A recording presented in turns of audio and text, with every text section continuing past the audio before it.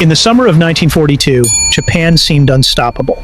Pearl Harbor, the Philippines, Singapore, all had fallen. But amid this euphoria of victory, Admiral Yamamoto sensed disaster. At Midway, Japan's grand plan would collapse, and the fate of the Pacific would be changed forever. In the early summer of 1942, the Pacific Ocean was a battleground, poised on the edge of transformation. Admiral Isoroku Yamamoto, mastermind of the Pearl Harbor attack, watched from the deck of Yamato as Japan stood at the zenith of its imperial reach. But beneath the surface triumphs lay structural weaknesses, misplaced confidence, and a critical underestimation of American resilience. What followed at Midway would forever change the trajectory of World War II. By May 1942, 6 months after Pearl Harbor, Japan's empire spanned from Burma to the Aleutian Islands.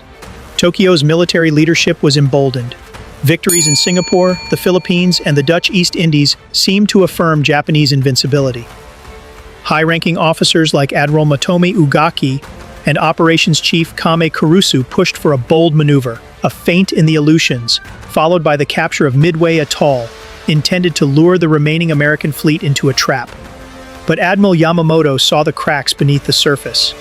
He had studied in the United States and knew its vast industrial capacity. He warned his staff. Japan had run wild for 6 months, but the tide would soon turn. Japanese planners believed only 2 American carriers, Hornet and Enterprise, remained in the Pacific. Yorktown, damaged in the Battle of Coral Sea, was presumed out of commission for months. They were wrong. At Pearl Harbor, thousands of workers restored Yorktown in just 72 hours. Meanwhile, Japanese naval intelligence, hampered by overconfidence and limited reconnaissance, failed to grasp the strength and resolve of their opponent. Commander Minoru Genda, architect of the Pearl Harbor attack, reflected this arrogance, claiming Americans lacked the spirit to withstand Japan's navy. This mindset, later termed victory disease, would blind Japan to its vulnerabilities. Unbeknownst to Japanese commanders, American cryptanalysts at Station Hypo, led by Joseph Rochefort, had broken their naval codes. By June 1st, Admiral Chester Nimitz had confirmation. AF referred to Midway. The U.S. Pacific Fleet, with 3 carriers including the miraculously repaired Yorktown, set a trap of its own. Vice Admiral Chuichi Nagumo, leading 4 elite Japanese carriers Akagi, Kaga, Soryu, Hiryu, approached Midway unaware. Over 200 aircraft, flown by the same pilots who had struck Pearl Harbor, were prepared to repeat their success. But their intelligence was outdated, and they had stopped aerial surveillance of Pearl Harbor, missing signs of Yorktown's return. Yamamoto, commanding from the battleship Yamato, far behind the carrier group, remained distant from the unfolding battle, an outdated deployment model in a fast-moving carrier war. On June 3, American PBY Catalinas spotted the incoming Japanese fleet. At dawn the next day, Nagumo launched a strike on Midway. American Marines and Army Air Force personnel fought bravely, but were outmatched in the air.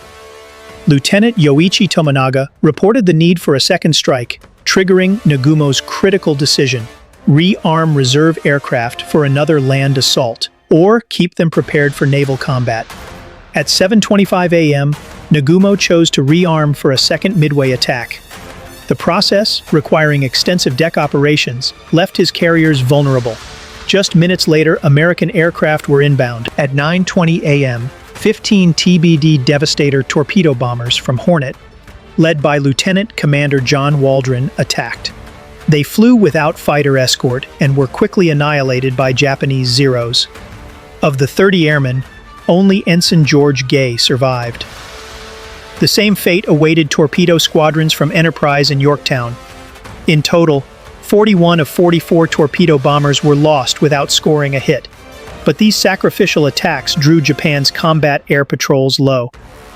At 10:25 a.m., Enterprise dive bombers led by Lieutenant Commander Wade McCluskey arrived overhead, having followed the wake of a Japanese destroyer.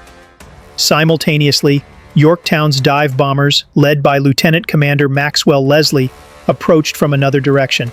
In minutes, 3 Japanese carriers, Akagi, Kaga, and Soryu, were engulfed in flames.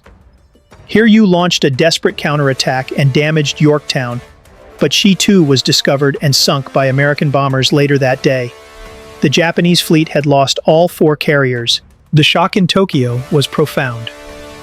Over 3,000 Japanese sailors and aviators were lost, along with more than 330 aircraft and their elite pilots.